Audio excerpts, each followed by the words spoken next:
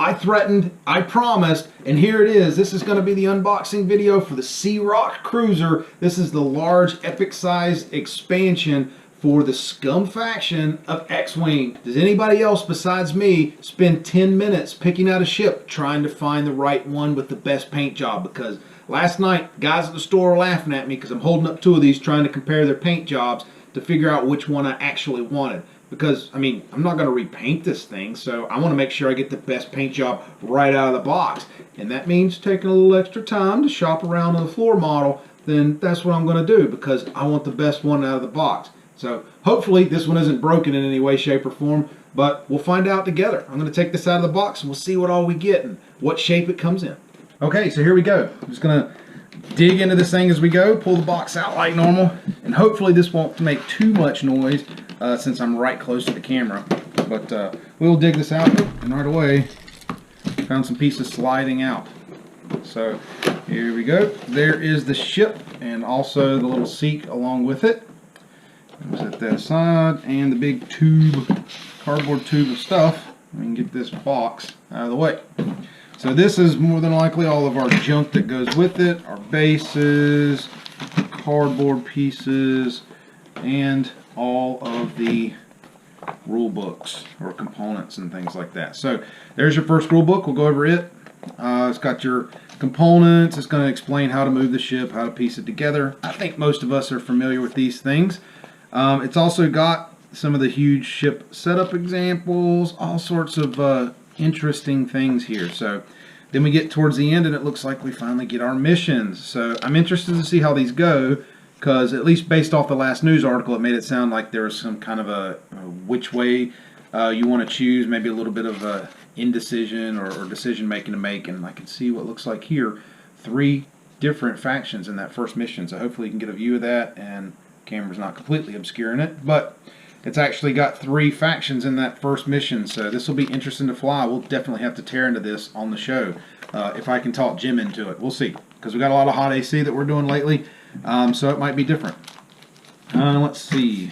This looks like some mission charts, and I have no clue what these are. I'm going to lay a couple of them out and then look at the third one myself while I am talking to you. Smuggler's Lament. These are campaign roster sheets. What the heck, man? I have no idea what this is. This looks very, very interesting. This is definitely not something I was expecting to find in these, and maybe everybody else was, and I was completely clueless. But there's one here with an Imperial faction logo, one with a Scum faction logo, one with a Rebellion faction logo on them. So I have no clue what these are. So I'm going to have to cut this video at some point at the end, maybe just before the end, and I'll read through and give you guys an explanation of what the heck this is for, because unexpected paper, I love it. You never know what you're going to find in these things. These, of course, are the standard. Let's make sure I don't lose all this garbage, because these little clear things will roll around. There we are, standard stuff, base, pegs, and what look like dial connectors. There's 3 dial connectors in here. I do recall somebody on the forum saying they got 3 as well. We're not sure why, since there's only 2 dials in the pack. So maybe one's just a spare for people like me who break things. So set those aside. Large base pegs. Now, I do not own any Epic ships, but I have, of course, flown Epic ships quite a bit now. These things are a pain in the butt. I'm just going to go ahead and lay it out there. I hope that if FFG ever gets around to making a 2.0 version of X-Wing, that they do a freaking 2.0 version of these things, because these things are just not good as far as I'm concerned. So they don't hold the ships very well, and the ships don't stay on these little bitty pegs. I mean, are you serious? This little bitty peg is supposed to hold this giant ship. Yes, I get that I have 2 of them, but I mean, let's be serious here. The Ghost has a bigger peg and more connection points than these 2 things. The Ghost. Seriously? Alright, so enough griping. We'll get that out of the way. More drug baggies. And this is a very big drug baggie here. This is holding all of our Epic stuff. Now, I'm sure some of you have seen this before. I have not, because I've never bought an Epic ship before, so I'm interested. There's our base for the ship itself. I'll pull that out, and I will not assemble this stuff in front of you. Dials. There's our C-Roc, and there's our interceptor dial. Lots of tokens, and more than likely for one of these missions. There's our movement template, which is great. Excellent. And I know Biff has a bit about this and possible replacement for, and obviously they're not going to change this design anytime soon. But the one that Biff mentions is an aftermarket one, and it looks really cool. So if you're going to do a lot of Epic, I would look into it. Debris token. At least it looks like a debris token. That should be interesting. See how that goes. Two kind of weapons disabled tokens. I don't recall in the instructions what that might be about. So I think it maybe comes from one of the M3, the Interceptor Seek upgrades that's on there. So we'll find out as we dig through some of the cards. But lots of shields, yippee, some more numbers, like we needed more of them.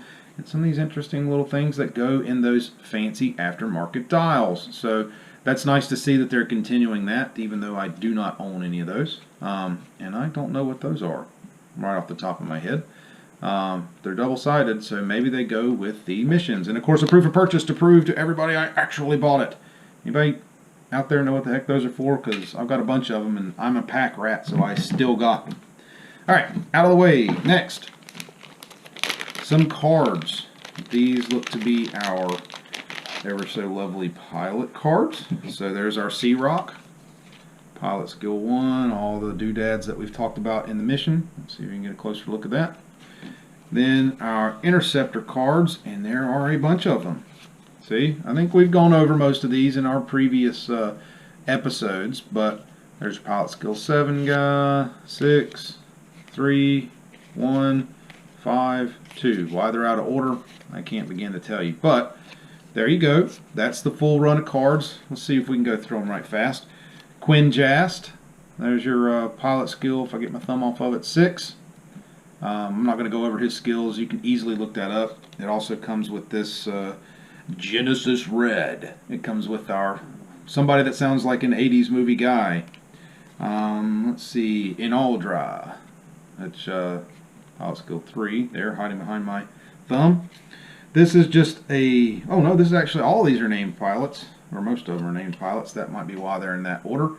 Sunny Bounder, which is a very light-hearted name. Then we have Tensari Point Veteran and a Cartel Spacer, which we might already have these that came in the original Seek set. I am not sure, but there you go. A whole bunch of these to go with the little Seek Interceptor that comes in the set. So that's great. Excellent. Love seeing that. Now, look at this stack of cards. Now, I know that a chunk of this is our damage cards. We know that going into it. So there's all our damage cards. And I know that the Gazanti has some specialized ones. I don't know if this one will. These all look like things I would have expected. Reactor leaks, reactor cowl, damaged dish. Maybe that has something. Spilled cargo. That's interesting. A couple of those. Hull breaches, of course. Scrambled scopes, viewport rupture, interesting, and some more spilled cargoes. So I don't recall spilled cargoes. Maybe those are on the Rebel transport, but there you go, fore and aft cards. Excellent.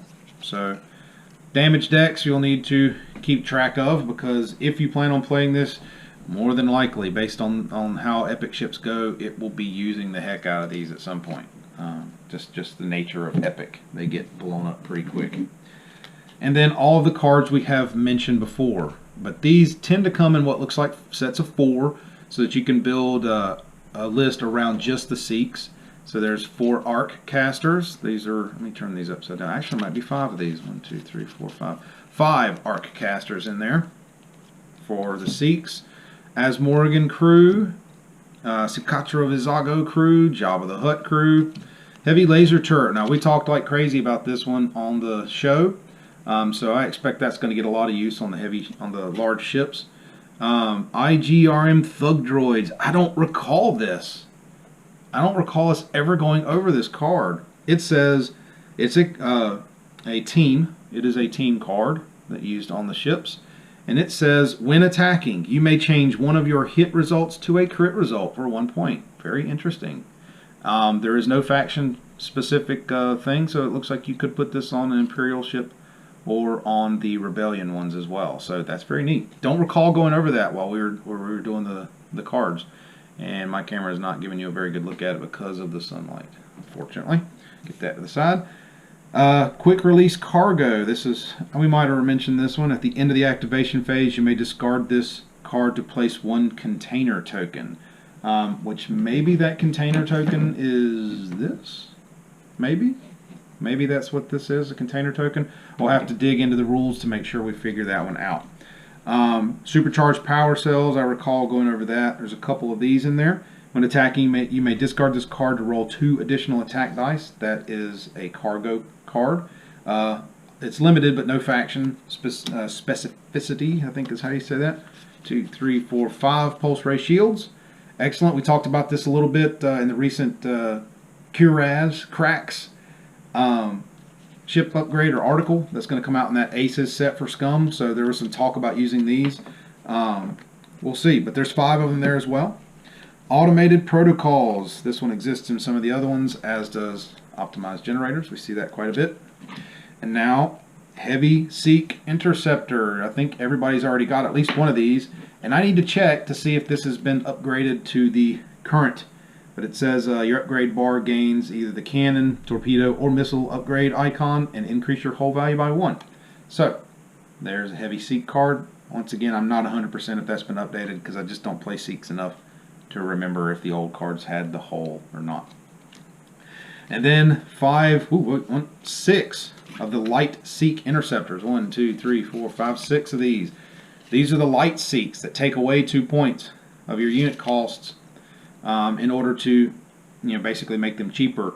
All damage cards dealt are dealt face up. You treat all bank maneuvers as green maneuvers, and you cannot equip modifications. But they gave you 6 because you can probably get 6 into a list without too much difficulty. So that's interesting. They gave you 5 of some of the other cards, 6 of that. And then the 3 titles. Now, I'm not going to go into each of these, but we have the Broken Horn, the Insatiable Wart, and the Merchant One. These are all 3 titles that we talked about on the show.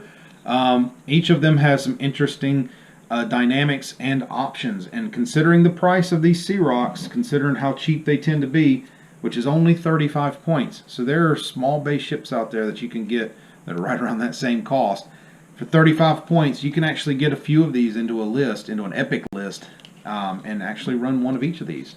So I know I'm not going to be able to afford 3 of these ships, but anybody out there who has people that have the ships might want to consider giving that a shot. It'll be a fun epic match to have 3 of these things against maybe one Raider or one of the Tantifs or that sort of thing. And last but not least, the actual ships. Now, of course, I mentioned I did this. What the heck is that for? I did this to choose the one that was the best painted as far as I was concerned. Doesn't mean it's the best one, just that it was the best painted.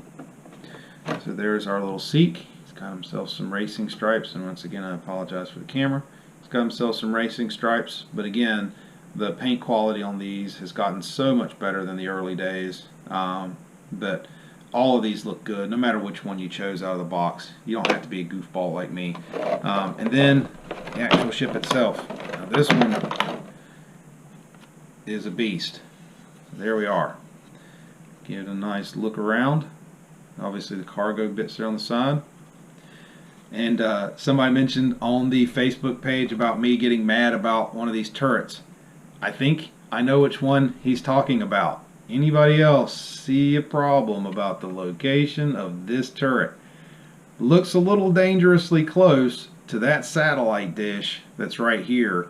Maybe that's why there's a crit card in there about broken satellite dish, because if this thing swings around, it's just going to knock it down. Doesn't even need to try and shoot. If it just spins around, it's going to take that satellite dish right off its moorings. So, yeah, I get it. You can't have the turret in a better spot, I guess, like maybe here, even though that's in the way, at least would seem kind of central to it. But whatever, I get it. Somehow, that turret back there matches up with the firing arc. Whoop, dropping stuff. Somehow matches up with that firing arc. So our turret, which is located about here when it's plugged in, somehow equates to this firing arc, right? Or are they saying there's another one somewhere up here that's the actual gun, that's the mounted weapon location? Yeah, maybe that's it. Who knows? All I know is this seems a little odd. Maybe that's their turret that they've added to this one. Who knows? Either way, doesn't matter. It's really cool.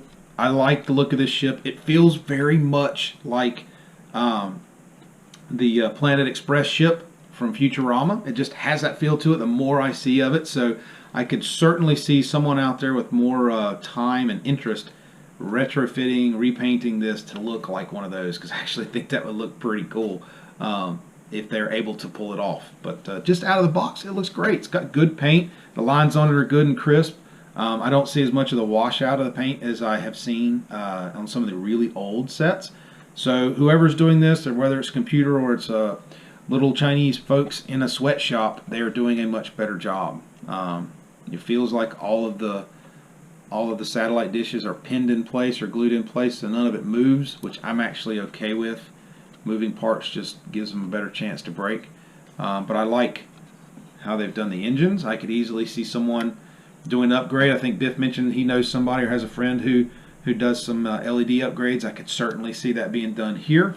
And obviously I like the kind of, I guess it's just the scarring or burning there, almost as if it's gone into atmosphere or something that it has there on the front. So I really am impressed with this ship. Like I said, this is the first Epic that I have ever purchased, so I am happy. I am very impressed with this, and I cannot wait to get it on the table. I have every expectation that Jim and I will end up playing through the missions that come in this pack, and if those cards, and I'll go and look into them right now, and then come back when I finish this video to explain what I have found out about those. But if they are what I think they are, it means that that set of missions might actually have some replayability that a lot of the other ones we've come across do not. Okay, so I have done a little bit of research, and you know how we are on Shuttle Tydirium, we'll screw the rules up, so just expect me to do that right now. But I mentioned as I was going through these little roster sheets, these are very interesting, and so I wanted to know what they were for. These obviously come into play in the campaign that comes in the book.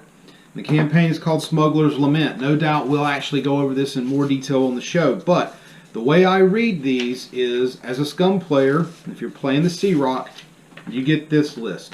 And you fill this out, and it comes preset as an active, the C-Roc, with a specific upgrade, the laser turret, the heavy laser turret, I'm sorry, and a cartel spacer with some specific upgrades. So you actually have 60 points worth of ships here. And then you have what is a reserve roster over here, which always has a cartel spacer, which looks like just a naked light interceptor version of a cartel spacer. There as always in your reserve, okay? And then at the beginning of the entire kind of campaign, you spend 60 points buying more ships. So you spend 60 points however you want to buying more Scum faction ships, list them on your roster, and these get used during the game. The Imperial side and the Rebellion side also do the same. They don't have anything specific as their active roster immediately, but they do get as an Imperial and Academy TIE Fighter, and these get a Bandit Squadron pilot for the Rebellion. Those are all in the reserve. That means they're always available even if the other ships get shot out from under you. But in general, they spend 60 points as well to build their roster. And then when a game starts, or when you're setting up for the campaign for a specific mission in the campaign, you choose your active roster from this, same as you do here for the Scum. So the Scum actually get that one little guy for free to start with, but after that, they can't put any upgrades. They can't spend any of that 60 on the upgrades for the C-Roc itself. They can only spend that on ships. But as the campaign progresses, they can earn more points to spend upgrading the C-Roc as they go along. And then these guys lose or add ships kind of in the same way. So it's very interesting kind of style of doing this. So I believe if I read this right, let's say as an Imperial I take a named pilot and he dies. He's gone. He's completely gone. But if I put a bunch of generics on here in my reserve section, if they die, they're still kind of equivalent reserves there in the pile, and I can dump them over for the next mission. But if a named pilot dies, I'm stuck without him. So that's an interesting way of doing this. This feels very similar to the Shuttle Tydirium's narrative campaign that we're doing at Gen Con. So maybe like we've said from the beginning, these people are actually listening to us and starting to take some of our advice on how to make these games and these units more interesting for people who are not tournament focused to play. So there you have it. That's the C-Roc. He's actually on his base now. He is actually on there really well. Look at that. I'm shocked. But these actually felt like they clicked into place. As crazy as that might sound, they felt like they clicked into place when I slid them down. So they hold up really, really well. We'll see what happens after this is taken apart a couple of times to see if that actually holds up. But in general, these feel a lot more solid than other ships I have used. So we will see how that goes. But in general, there you have it. That's the C-Roc. That's the unboxing. It's a very long video just to show you stuff that you've already seen probably a dozen times already or probably already on. But there you have it. That's my take on it right out of the box. I'm impressed. I like it. We'll see how it flies on the table. We'll see how fast I get frustrated with it and just want to quit the game. But until next time, that's me. If you enjoyed this video, please like and subscribe to help us continue improving and expanding our channel's content.